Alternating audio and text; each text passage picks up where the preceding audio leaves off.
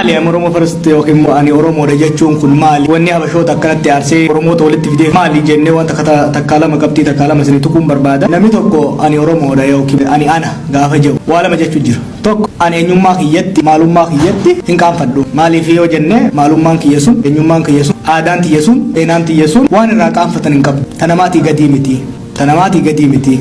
Eenyummaatti akka gaarii ibsiti. Naaf taate sillee ta'uu baattu jechuudha. Kana jechuun hariiroo siyaasaa keessatti hariiroo ummatoota jidduutti keessattuu hariiroo wal qocoluu fi wal cunqursuun jirtu keessatti rakkoodha qaba.